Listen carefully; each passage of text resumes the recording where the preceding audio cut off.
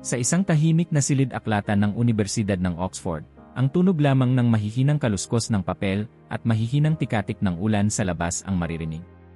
Si Elias Carter, isang batikang arkeologo at propesor ng kasaysayan, ay nakayuko sa ibabaw ng isang sinaunang pergamino, iniisa-isa ang mga nakaukit na simbolo at nakasulat na salitang Hebreo. Alam niyang hawak niya ang isang bagay na hindi basta-basta matatagpuan sa mga aklat ng kasaysayan. Naputol ang kanyang pagbasa nang may lumapit na anino sa kanyang mesa. Isang matandang lalaki na may manipis na salamin sa mata ang tahimik na tumayo sa kanyang harapan. Elias, alam kong gusto mong malaman ang totoo, sabi ng matanda, si R. Nathaniel Graves, isang eksperto sa tekstong biblikal. At maaaring nahanap mo na ang sagot na matagal mo nang hinahanap. Ibinaba ni Elias ang pergamino at tinitigan ang propesor. Ano ang ibig mong sabihin? Ang dokumentong hawak mo, itinuro ni R. Graves ang pergamino, ay isang tala mula sa isang sinaunang monasteryo sa Israel. May binabanggit itong 5 dakilang konstruksyon na hindi lamang likha ng tao, kundi isang pagsubok ng pananampalataya, mga estrukturang hinubog ng kapangyarihan ng Diyos mismo. Napakunot ang noo ni Elias. Sa loob ng maraming taon ng kanyang pagsasaliksik, marami na siyang narinig na alamat, ngunit bihira siyang makatagpo ng pisikal na ebidensya na magpapatunay sa mga ito. Kung totoo ito, sagot ni Elias, bakit ngayon lang ito lumitaw? Isang makahulugang ngiti ang lumitaw sa labi ni R. Graves. Ang tanong ay hindi kung bakit ngayon lang, kundi kung ano ang handa mong gawin upang hanapin ang katotohanan. Isang saglit ng katahimikan ang namayani. Sa labas ng bintana, bumagsak ang isang malakas na kulob, tila isang paalala na may mas malaking puwersang gumagalaw. Saan ako magsisimula? Tanong ni Elias. Kinuha ni R. Graves ang isang lumang mapa mula sa kanyang bag at iniladlad ito sa mesa. Sa pinakamatandang kwento ng sangkatauhan. Ang Arko ni Noe. Isang linggo ang lumipas, at ang malamig na hangin ng bundok ay humampas sa mukha ni Elias habang bumababa siya sa maliit na paliparan sa Turkey. Sa kanyang tabi, bitbit ang isang kamera at isang makapal na jacket, ay si Lucas Moreno, isang dokumentarista at matalik niyang kaibigan. Hindi ko akalaing hahantong tayo rito, biro ni Lucas habang iniayos ang kanyang backpack. Ni hindi ko rin akalaing papayag akong pumunta, sagot ni Elias, nakangiti ng bahagya. Sa pagpasok nila sa bayan ng Daubayas, isang babaeng may matapang na ekspresyon ang lumapit sa kanila. May hawak itong clipboard at suot ang isang scarf na nakabalot sa kanyang lig. Elias Carter, tanong nito. Ako nga, sagot ni Elias, bahagyang iniabot ang kamay. Ako si R. Yasmin Aslan. Maligayang pagdating sa Ararat. Dumating kayo sa tamang panahon.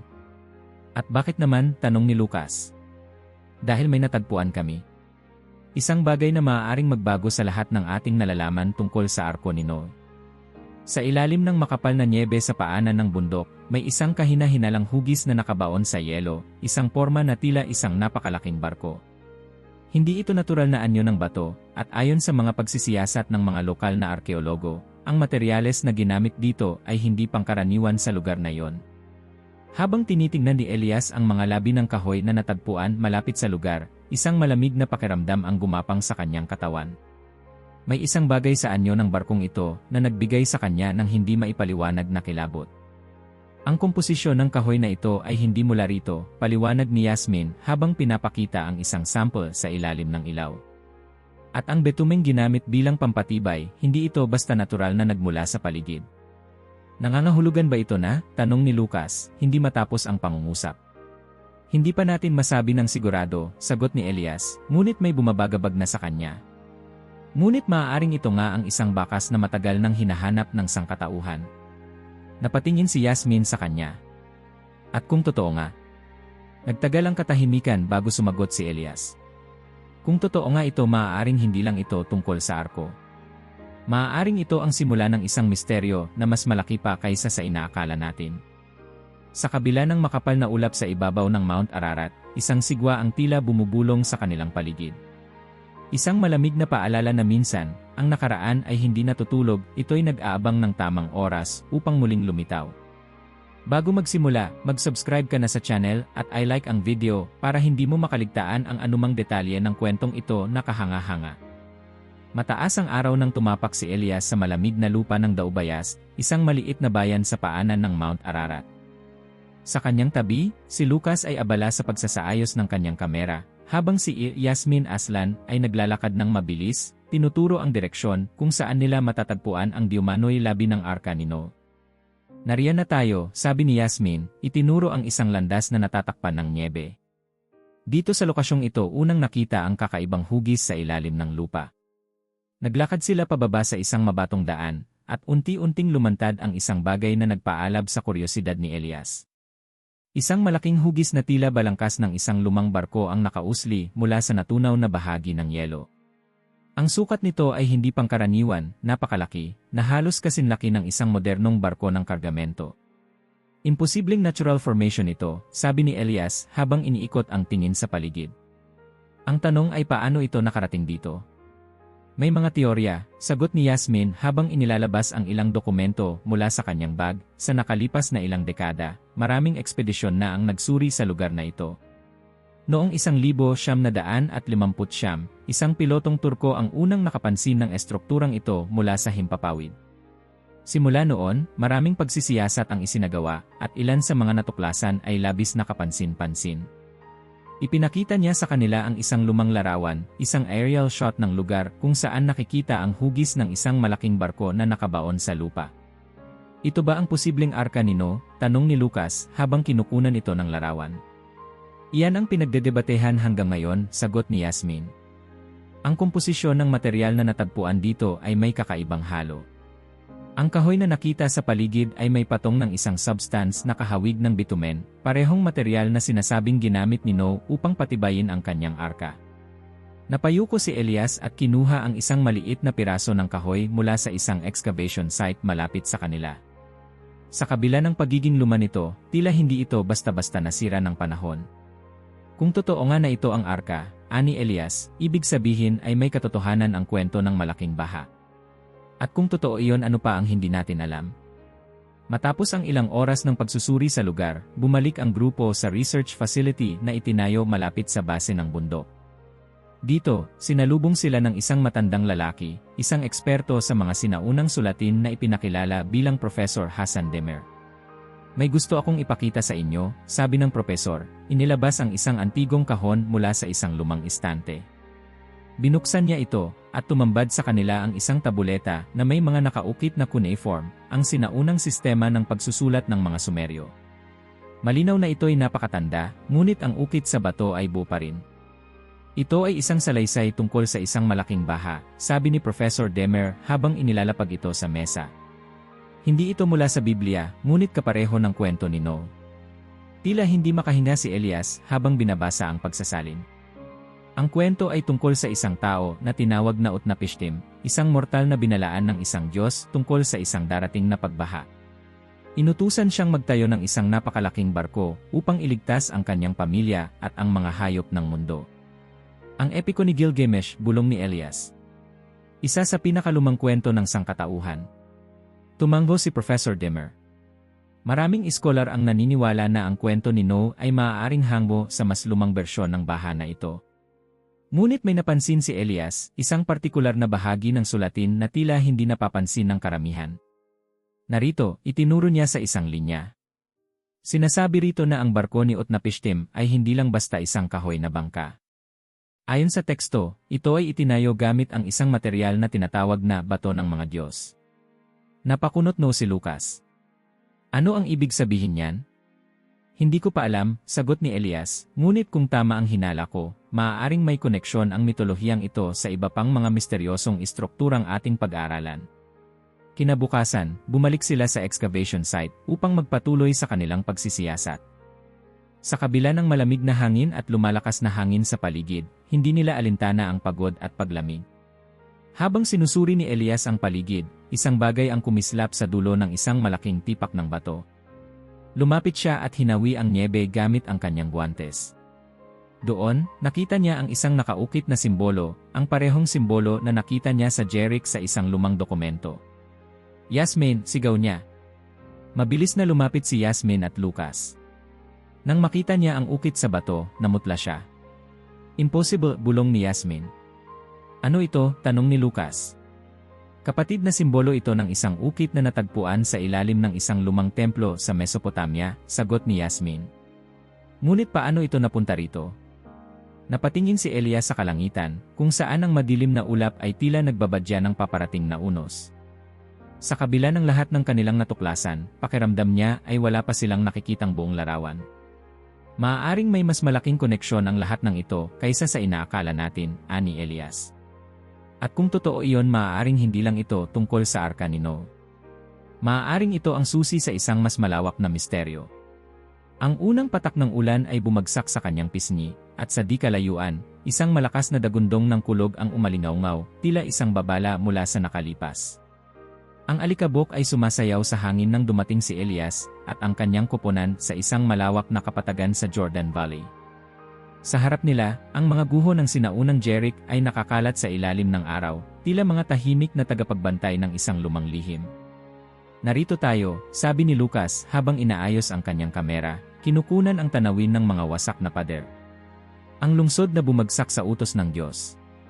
Si Yasmin ay lumapit kay Elias, may hawak na tablet na naglalaman ng satellite images ng lugar. Ayon sa mga pagsusuri ng ilang arkeologo, ang estrukturang ito ay isa sa pinakamatandang lungsod sa mundo. Ngunit ang malaking katanungan ay, paano bumagsak ang mga pader nito? Bumaling si Elias sa isang lalaking nakatayo sa malapit, Aaron Leibowitz, isang Israeli archaeologist na nag-imbita sa kanila upang makita ang bagong natuklasan sa Jeric. Maligayang pagdating, Carter, bati ni Aaron, iniabot ang kanyang kamay. Handa ka na bang makita ang isang bagay na maaaring magpabago sa pananaw natin sa kasaysayan? Isang matalas na tingin ang sagot ni Elias. Nandito ako para malaman ang totoo. Sa gitna ng paghuhukay, pinakita ni Leibowitz ang isang mapa na nagpapakita ng lumang estruktura ng Jeric. Ang kwento sa Biblia ay nagsasabi na ang mga pader ng lungsod ay bumagsak hindi dahil sa arietes o anumang sandata ng pananalakay, kundi dahil lamang sa tunog ng mga trompeta at sigaw ng mga Israelita, paliwanag niya. Ngunit kung totoo yon, paano ito nangyari? Itinuro niya ang isang seksyon ng lupa kung saan makikita ang guho ng mga pader. Sa nakalipas na mga dekada, maraming teorya ang lumitaw. Ang isa sa mga pinakatanyag ay ang posibilidad ng isang malakas na lindol na eksaktong tumama sa lungsod sa parehong sandali ng kanilang pagsigaw. Napakunot ang noo ni Elias. At may ebidensya ba para dyan? Umiti si Leibowitz at iniabot ang isang dokumento. Noong 1950, isang British archaeologist na si Kathleen Kenyon ang nagsagawa ng masusing paghuhukay dito. Ang kanyang natuklasan ay kahindik-hindik, ang mga pader ay hindi lamang bumagsak, tila baga gumuho sila mula sa loob. Suminghap si Lucas. Paano iyon posible? Isang lindol, sagot ni Elias, sinisiyasat ang mga tala. Kung may isang napakalakas na pagyanig na tumama sa lungsod, maaaring ang estruktura nito ay bumigay ng sabay-sabay. Tama ka, sagot ni Leibowitz, ngunit may isang problema. Tiningnan niya sila ng seryoso bago ipinakita ang isang lumang scroll na may Hebreong sulatin. Nasa talaan ng mga Israelita na bago bumagsak ang pader, sila'y nagmartsa sa paligid ng lungsod sa loob ng 6 na araw, at sa ika-7 araw, 7 beses nilang pinalibutan ito bago sumigaw. Kung may lindol, paano nila nalaman kung kailan ito mangyayari? Nagpalitan ng tingin sina Elias at Yasmin. May katwiran si Leibowitz, ang posibilidad na ang lindol ay nangyari eksaktong sa sandaling sumigaw ang mga Israelita ay tila napaka-imposible kung ito'y natural na pangyayari lamang. Habang ginagalugad nila ang iba pang bahagi ng lugar, napansin ni Elias ang isang kakaibang bato na tila may ukit na simbolo, malayo sa mga natuklasan ng iba. Lumuhod siya at sinuri ito, hinawi ang alikabok gamit ang kanyang mga kamay. Lucas, kunan mo ito, anya. Lumapit si Yasmin, napakurap sa nakita. Elias, nakita na natin ang simbolong ito dati. Napahinto si Elias. Alam niya kung saan niya ito unang nakita, sa ilalim ng nyebe sa Mount Ararat. Imposible, bulong niya. Kung ang parehong simbolo ay matatagpuan sa Jeric at sa paanan ng bundok kung saan natagpuan ang labi ng Arka ni Noe, ibig sabihin ba nito na may koneksyon ang dalawang kwento? Nagising ang kutob sa kanyang loob. Para bang may isang di nakikitang puwersang tumutulak sa kanila upang pagsamahin ang mga piraso ng isang napakatandang palaisipan. Sa pagbabalik sa kampo, nagtipon sila sa loob ng isang maliit na tent upang suriin ang mga natuklasan. Kung tama ang ating nakikita, ani Elias, ang pagbagsak ng Jericho ay maaaring hindi lang basta isang lindol. Maaring may mas malaking kwento sa likod nito na hindi pa natin lubusang nauunawaan. Ngunit ano ang ibig sabihin ng simbolo? Tanong ni Lucas. Sumandal si Ia Leibowitz sa kanyang upuan, nag-isip. May mga lumang manuskrito mula sa Dead Sea Scrolls na nagsasaad ng isang banal na tanda na matatagpuan lamang sa mga lugar na may direktang interbensyon ng Diyos. Kung totoo ang ating hinala, maaaring ang simbolong ito ay bahagi ng isang sinaunang pahiwatig na nag-ugnay sa mga estrukturang iyon. Natahimik si Elias. Ang paniniwala niya sa agham at lohika ay sinasalungat ng bawat ebidensyang kanilang natutuklasan. Ngunit isa lang ang sigurado, may isang pattern na lumilitaw at hindi ito isang pagkakataon lamang. Sa labas, humampas ang mainit na hangin ng disyerto at sa di kalayuan, ang mga guho ng Jericho ay nakatayo pa rin, tila may ibinubulong na lihim mula sa nakaraan. Ang kanilang susunod na destinasyon ay mas malalim pang misteryo, ang Templo ni Salom. Ang araw ay sumisinag sa ibabaw ng Jerusalem, binibigyang liwanag ang makasaysayang lungsod na naging sentro ng pananampalataya sa loob ng libu-libong taon. Sa gitna ng modernong kaguluhan ng lungsod, may isang lugar na patuloy na bumabalot sa misteryo at pananabik, ang dating kinatatayuan ng Templo ni Salom. Mula sa isang mataas na burol, pinagmasdan ni Elias ang Temple Mount, ang lugar kung saan minsang tumindig ang isa sa pinakadakilang estrukturang ipinatayo sa kasaysayan. Ang kanyang isipan ay punong-puno ng katanungan. Ang templong ito ay sinasabing binalutan ng ginto, pinuno ng napakagandang mga ukit at nilikha sa gabay ng Diyos mismo. Ngunit nasaan ang ebidensya? At higit sa lahat, mayroon bang lihim sa loob ng templong ito na hindi pa natutuklasan? Sa tabi niya, si Lucas ay abala sa pagkuha ng mga video ng paligid. Mahirap paniwalaan na ang isang estrukturang ganito kaimposible noong panahon ni Salom ay nawala na lang ng parang bula. Hindi ito simpleng nawala, sagot ni Elias. Ito ay winasak, dinurog, at ang lahat ng bakas nito ay tila sadyang itinago. Lumapit sa kanila si Ear David Ben-Ami, isang respetadong eksperto sa kasaysayan ng Israel. Matagal na niyang pinag-aralan ang unang templo ni Salom, at siya ang naging susi upang si Elias ay magkaroon ng akses sa lumang mga dokumentong hindi basta-basta nakikita ng publiko. Maligayang pagdating sa Jerusalem, Ear Carter, bati nito habang nakangiti. Handa ka na bang makita ang pinakamalaking palaisipan ng ating kasaysayan? Sa loob ng isang lihim na silid ng Israel Antiquities Authority, isang makapal na scroll ng sinaunang Hebreo ang dahan-dahang iniladlad ni Es Ben-Ami sa ibabaw ng mesa. Napansin agad ni Elias ang mga ukit na letra, ang bawat isa'y isinulat ng may pag-ingat.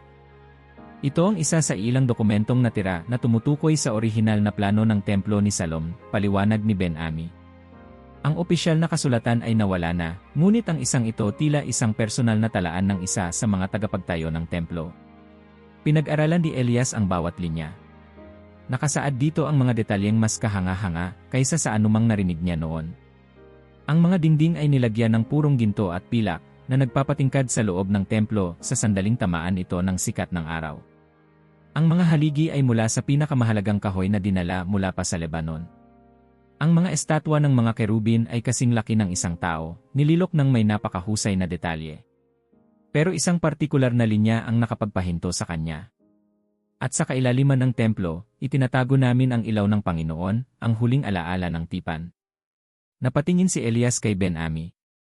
Ano ang ibig sabihin nito? Nagsalubong ang kilay ng matanda. Isa itong matagal ng teorya na maliban sa arko ng tipan, may isa pang sagradong bagay na itinago sa loob ng templo ni Salom. Isang bagay na maaaring may kapangyarihang hindi natin lubos na nauunawaan. Tahimik na pinag-aralan ni Elias ang dokumento. Ang sinabi nito ay malinaw, may isang lihim na silid sa ilalim ng templo na naglalaman ng isang bagay na hindi pa natutuklasan. Kinabukasan, naglakad ang grupo sa gilid ng Western Wall, ang natitirang bahagi ng pader na minsang bumalot sa templong nawala sa kasaysayan. Habang sinusuri ni Elias ang mga bato, napansin niyang may kakaibang pagkakaayos sa ilang bahagi nito, tila may mga guwang na hindi nararapat na roon. Napansin ito ni Ben-Ami at tumango. Sa ilalim ng Temple Mount, may isang serye ng mga lagusan na maaaring magdala sa atin sa pinakamatandang bahagi ng estrukturang ito. Napuno ng pananabik si Elias. Kung tama ang kanilang hinala, maaaring matutunton nila ang sinaunang silid na tinutukoy sa scroll. Ngunit may isang problema, hindi basta-basta maaaring pumasok ang sinuman sa ilalim ng Temple Mount dahil ito ay isang sagradong lugar na mahigpit na binabantayan. Gayunpaman, nagkaroon ng pagkakataon nang imbitahan sila ng isang grupo ng mga historian upang suriin ang Warren's Shaft, isang sinaunang lagusan na may koneksyon sa tubig ng lungsod noong panahon ni Salom. Dala ang kanilang mga gamit, bumaba ang grupo sa makipot na tunel. Ang mga pader ay basang-basa, at ang dilim ay bumalot sa paligid maliban sa mahihinang ilaw mula sa kanilang mga flashlight. Habang lumalalim sila, napansin ni Elias na tila may mga marka sa pader, mga ukit na kahawig ng mga nakita niya sa Jericho at sa ilalim ng yelo sa Ararat. "Tingnan niyo ito," bulong niya. Lumapit si Yasmin at Lucas, at hindi nagtagal ay naunawaan nila ang nakita ni Elias. "Ito na naman ang parehong simbolo," bulong ni Yasmin, halatang kinikilabutan. "Paanong may ganito sa ilalim ng Jerusalem?" Biglang may narinig silang mahinang tunog, parang tubig na bumubulwak sa di kalayuan. Lumakad sila papunta sa direksyon ng tunog, at sa dulo ng lagusan, nakita nila ang isang nakasarang pintuang bato na may parehong ukit sa ibabaw nito. "Elias," tawag ni Lucas. "Posible kayang ito ang silid na hinahanap natin?" Sa loob ng kanilang isipan, naglaro ang isang katanungan na matagal nang bumabagabag kay Elias. Kung ang mga estrukturang ito ay may isang pahiwatig, ano ang ibig sabihin nito? Sa ilalim ng mga sinaunang bato ng Jerusalem, sa madilim na lagusang iyon, nakatayo sila sa harap ng isang bagay na maaaring magbago sa lahat ng kanilang nalalaman. At hindi nila alam kung ano ang maaaring naghihintay sa kanila sa kabila ng pintuang iyon. Ang init ng disyerto ay tila bumibigat sa bawat hakbang ni Elias habang naglalakad siya sa malalawak na guho ng sinaunang Babilonya. Sa paligid niya, ang alikabok ay sumasayaw sa hangin, dumidikit sa kanyang kasuotan, na parang pilit siyang hinihila pabalik sa nakaraan. "Hindi ko akalaing makikita ko ito ng personal," sabi ni Lucas habang kinukunan ng video ang paligid. Isang lungsod na minsang tinawag na puso ng sibilisasyon. Si Yasmin, na kanina patahimik, ay biglang nagsalita. "Ngunit ang tunay nating hinahanap ay ang bagay na halos burahin sa kasaysayan, ang tore na nagtangkang umabot sa langit." Ang Tore ng Babel, isang estrukturang isinulat sa Biblia bilang simbolo ng kahambugan ng tao, ay matagal nang pinagtatalunan ng mga iskolar. Totoo nga bang itinayo ito? O isa lamang itong alamat na may aral tungkol sa kahihinatnan ng pagiging mapagmataas? Elias ay may hawak na isang antigong mapa, isang ginuhit na representasyon ng lumang Babilonya. Mayroong isang estrukturang matagal nang pinag-aralan ng mga arkeologo, ani Elias. Ang tinatawag nilang Etemenanki, isang napakalaking zigurat na posibleng nagsilbing inspirasyon ng kwento ng Tor ng Babel. Napatango si Yasmin. Ayon sa mga tala ng mga taga-Babilonya, ang Tor ay isang templo para kay Marduk, ang kanilang Diyos. Pero ayon sa ibang pagsasalin, ito'y isang pagtatangka ng tao upang maging kasing taas ng mga Diyos. Sa gitna ng mga guho, sinalubong sila ni Professor Hakim Al-Rashid, isang eksperto sa Mesopotamian archaeology. Maligayang pagdating sa huling bakas ng isang nawalang ambisyon, anya, inilalahad ang kanyang braso upang ipakita ang paligid. "Dito ninyo makikita ang ilang natitirang bahagi ng zigurat na bumagsak sa paglipas ng panahon." Lumapit sila sa isang bahagi ng guho kung saan may isang malaking bato na may mga ukit na cuneiform. Marahang hinaplos ito ni Elias at sinubukang basahin ang nakaukit. Ang mga tao ay nagtipon upang itayo ito, upang ipakita ang kanilang lakas. Ngunit ang hangin ay nagdala ng pagbagsak. At ang wika nila'y naging putol. Nagkatinginan sina Elias at Lucas. "Ito ba ang isang lumang tala tungkol sa Tor ng Babel?" Tumango si Professor Hakim. Maraming sulatin mula sa panahong iyon ang nagkukwento ng isang malaking estrukturang sinubukang itayo, ngunit biglang huminto ang konstruksyon.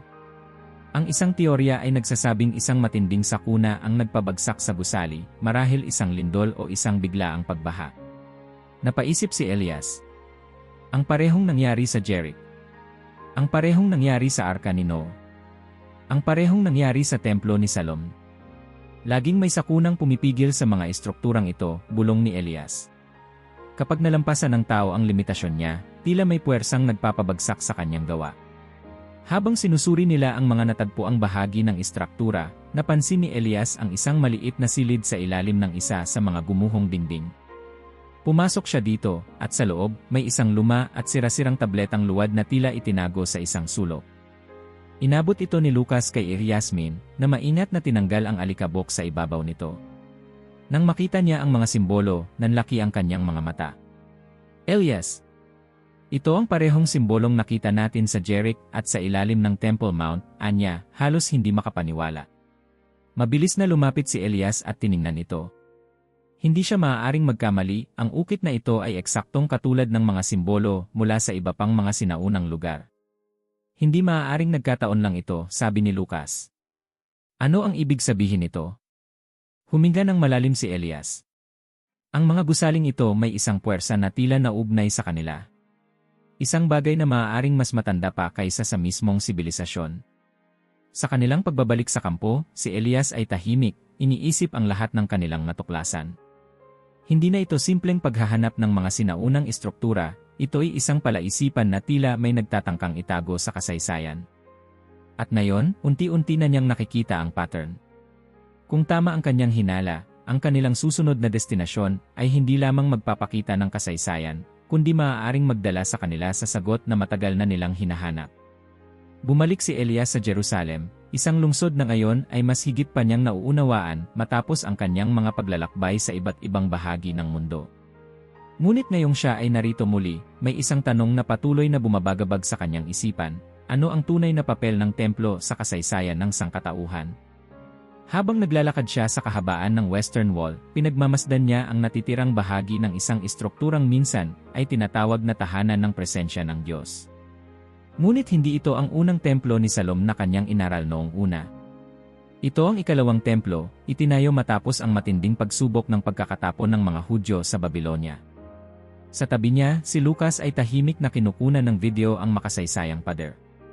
Samantalang si Yasmin ay may hawak na mga lumang dokumento na kanilang nakuha mula sa Israel Antiquities Authority. Ayon sa mga tala, ang ikalawang templo ay hindi kasing ganda ng orihinal na templo ni Salom, ani Yasmin. Ngunit ang halaga nito sa pananampalataya ng mga Hudyo ay hindi matatawaran. Ito ang kanilang bagong simbolo ng pag-asa matapos ang mahabang taon ng pagkatapon. Si Elias ay nagpatuloy sa pagbabasa ng isang lumang pergamino na nagsasaad kung paano itinayo ang templo. Mula sa pananalapi ni Haring Ciro ng Persya, tinulungan ng mga Hudyo ang isa't isa upang muling buuin ang kanilang dambana. Ngunit marami ang nanlumo nang makita nila ang pagkakaiba nito sa orihinal na templo. Ngunit hindi ito nagtagal sa pagiging payak, dagdag ni Lucas. Dahil kay Herodes, naging isa ito sa pinakamalaking templo sa mundo noong kanyang panahon. Si Herodes ang dakila, na kilala sa kanyang matinding ambisyon, ay hindi na kontento sa pagiging simple ng ikalawang templo. Pinalawak niya ito, tinayuan ng mga malalaking haligi, at pinaganda ng marmol at ginto. Ginawa niyang isang istrukturang karapat-dapat sa pangalan ng kanyang kaharian. Habang iniikot nila ang lumang bahagi ng templo, dumating si Ezra Cohen, isang historiador mula sa Hebrew University. Mayroon akong isang bagay na maaaring interesado kayong makita, wika ni A.C. Cohen. Isang dokumentong Romano na hindi gaanong napapansin. Si Elias ay agad na naging alerto. Ano ang nasa dokumento? Sumandal si E.I. Cohen at binuksan ang isang antigong papyrus na isinulat ng isang sundalong Romano noong taong 70, noong winasak ni General Tito ang templo. Sa kanyang pagbabasa, biglang nanlamig ang katawan ni Elias. Ang mga linyang nakasaad ay hindi ordinaryong ulat ng digmaan. Sa aming pagsalakay sa lungsod, nakita namin ang isang ilaw na bumalot sa templo. Isang liwanag na hindi namin maipaliwanag. Ang apoy ay sumiklab at ang ginto ng templo ay natunaw, ngunit bago iyon, nakita ng aking mga mata ang isang bagay na hindi ko kailanman malilimutan. Isang sagradong apoy bumaba mula sa langit. Napatingin si Elias kay A.C. Cohen. Ano ang ibig sabihin nito? Maraming haka-haka, sagot ng historiador. Ang ilan ay nagsasabing ito ay isang natural na pangyayari, marahil isang epekto ng pagsunog ng templo. Ngunit may ibang naniniwala na ito ay isang sagradong presensya na lumisan bago bumagsak ang templo. Kinagabihan, si Elias ay nakatayo sa isang mataas na bahagi ng Jerusalem, pinagmamasdan ang mga ilaw ng lungsod. Sa kanyang kamay, hawak niya ang tatlong mahalagang piraso ng palaisipan. Ang simbolo na natagpuan sa Arka ni No, sa Jericho, at sa templo ni Salom. Ang inskripsyon sa Babylonia na nagkukwento ng isang tor na itinayo upang abutin ang langit. At ngayon, ang ulat ng isang liwanag sa templo bago ito bumagsak. Elias, tawag ni Lucas, lumapit ito sa kanya. May napansin ka na ba? Sa lahat ng ito, huminga ng malalim si Elias bago sumagot. Lahat ng mga estrukturang ito ay may isang bagay na magkapareho. Nagkatinginan sina Lucas at Yasmin. Anong bagay? Tanong ni Yasmin. Lahat sila ay mga gusali na nagsilbing ugnayan ng tao at ng isang mas mataas na puwersa, sagot ni Elias. At sa bawat isa sa kanila, may isang pangyayari na tila nagpapahiwatig ng isang banal na interbensyon, isang sakuna, isang kababalaghan, isang pagpapakita ng hindi maipaliwanag na enerhiya. Tumahimik ang lahat, nilalasap ang bigat ng kanyang sinabi. At kung tama ang iniisip ko, dagdag ni Elias, kung susundan natin ang pattern na ito, maaaring may isang estruktura pang natitira. Ang huling piraso ng palaisipan. Nagpalitan ng tingin ang kanyang mga kasama. Sa kabila ng pananabik, may halong takot sa kanilang dibdib. Ano ang naghihintay sa kanila sa kanilang huling destinasyon? Sa loob ng isang tahimik na silid sa Jerusalem, si Elias ay nakayuko sa ibabaw ng isang mesa, ang kanyang mga mata ay nakapako sa isang serye ng mga larawan at dokumentong nakakalat sa kanyang harapan. Sa tabi niya, sina Lucas at Yasmin ay nakaupo rin, kapwa may bahagyang kaba sa kanilang mga mukha. Lahat ng kanilang natuklasan, ang Arka ni Noe, ang Jeric, ang Templo ni Salom, ang Tor ng Babel, at ang ikalawang templo, ay may isang bagay na nag-ugnay sa kanila. Ngunit hanggang ngayon, hindi niya mawari kung ano ang eksaktong koneksyon ng mga ito. Muli niyang pinagmasdan ang sinaunang simbolo na nakita nila sa bawat lokasyon. Isang mata na may araw sa loob. Elias, mahinang sabi ni Yasmin, na ngayon ay pinagmamasdan ang isang lumang tabletang luwad mula sa Babylonia. May isang bagay akong hindi napansin dati. Lumapit si Elias at pinag-aralan ang tabletang hawak ni Yasmin. May mga lumang cuneiform na nakaukit dito, ngunit ang isang bahagi ay tila mas naiiba sa iba. Ang mga tor ay itinayo upang abutin ang langit. Ngunit sa bawat pagtatangka ng tao, may isang puwersang bumababa upang pigilan sila. Napatingin si Elias kay Lucas. Ito ba ang parehong ideya ng pagbagsak ng Tor ng Babel? Tumango si Yasmin. At hindi lang iyon. Kung babasahin mo ang iba pang mga teksto mula sa Jeric, sa Arka ni Noe, at sa pagkawasak ng ikalawang templo, parehong tema ang lumilitaw. Tahimik si Elias. Unti-unting bumubuo ng hugis ang kanilang mga natuklasan. Maya-maya pa, pumunta sila sa isang lumang underground chamber sa Israel Museum, kung saan inilalagay ang ilang mga natitirang artifact mula sa sinaunang mundo. Dito nila nakilala si Ir Samuel Levinsky, isang eksperto sa Mesopotamian at Hebrew texts. May ipinadala kayong request para makita ang ilang mga artifact na natagpuan sa excavation ng Dead Sea Scrolls, anya, inaabot ang isang lumang piraso ng bato. Nang kunin ito ni Elias, tila bumigat ang kanyang kamay. Ang bato ay may parehong simbolo, ang mata na may araw sa loob. Ngunit may isang bagay pang kakaiba rito. Sa ilalim ng simbolo, may isang inskripsyon na nakasulat sa isang napakatandang wika na tila pinaghalo ng Hebrew, Sumerian, at iba pang di kilalang dialect. Nagpasya silang kumuha ng modernong scanner upang makita ang bawat detalye ng inskripsyon. Ilang minuto ang lumipas, at unti-unting lumitaw sa screen ang isang pagsasalin na tila nagbibigay sagot sa kanilang matagal nang hinahanap. Ang mga bantay ay bumaba mula sa langit upang bantayan ang kaayusan. Ngunit nang sinubukan ng tao na abutin ang Diyos, sila'y binigyan ng babala. Biglang nanlamig ang katawan ni Elias. Bantay, tanong ni Lucas, hindi maitatago ang tensyon sa kanyang boses. Mga nilalang na hindi natin alam, sagot ni Elias, ang kanyang isipan ay mabilis na nagproseso ng bagong impormasyon. Kung tama ang ating pagbasa rito, sinasabi ng inskripsyon na sa bawat pagkakataon na sinubukan ng tao na lampasan ang limitasyon niya, mayroong isang bagay na pumipigil sa kanya. Tumingin si Yasmin sa kanila, halatang hindi makapaniwala. Isa ba itong sinaunang babala? Isang paalala na mayroong mga puwersang hindi natin maaaring labagin. Nagpalitan ng tingin sina Elias at Lucas. Alam nilang nasa harapan nila ang isang bagay na maaaring magbago ng paraan ng pag-unawa ng sangkatauhan sa kanyang nakaraan. Ngunit may isang tanong na hindi pa nila masagot. Kung totoo ang lahat ng ito, ano ang tunay na papel ng tao sa gitna ng lahat ng ito? Malamig ang hangin nang bumalik si Elias Carter sa Universidad ng Oxford. Matapos ang mga linggong paglalakbay, ang kanyang silid ay tila banyaga sa kanya. Dito sa kwartong puno ng lumang aklat, nakasabit ang mga larawan ng mga lugar na kanyang pinuntahan, ang Jericho, ang Mount Ararat, ang mga guho ng Babylonia, at ang Western Wall ng Jerusalem. Ngayon, sa kanyang mesa, nakalatag ang mga dokumento at ebidensyang kanyang dala mula sa paglalakbay. Huminga siya ng malalim at naupo, habang si Lucas at Yasmin ay tahimik na nakamasid. Alam nilang ito na ang huling hakbang, ang pagbubuo ng lahat ng piraso upang mabuo ang isang malinaw na larawan. Handa ka na bang isulat ito? Tanong ni Lucas, binasag ang katahimikan.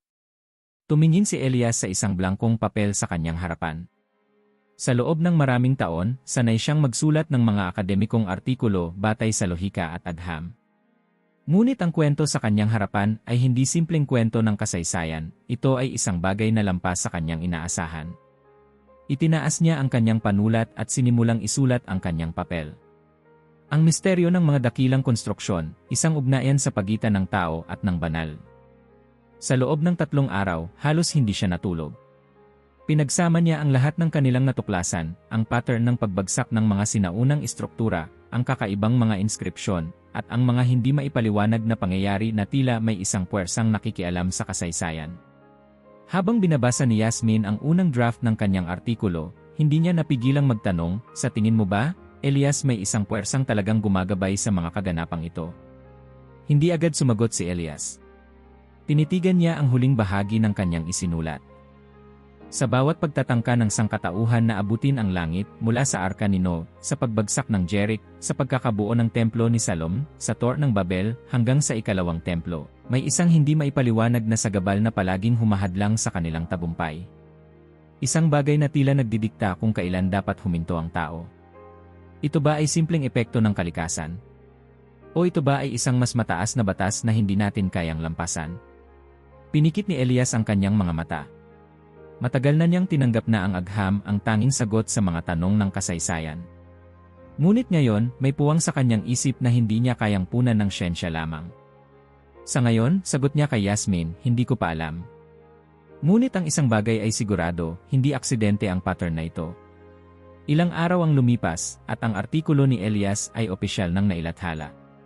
Ang buong akademikong mundo ay nabalot ng diskusyon, may mga sumang-ayon, may mga nagduda, at may mga ganap na tumanggi sa kanyang teorya. Ngunit isang liham ang dumating sa kanyang opisina, galing sa isang hindi pamilyar na pangalan. Binuksan niya ito at binasa ang maikling mensahe. Ang mga sagot na hinahanap mo ay hindi natatapos sa mga batong iyon. Tingnan mo ang mas malalim na kasaysayan ng mundo. May mas matandang lihim pa kayong hindi natutuklasan. Pinagmasdan ni Elias ang liham.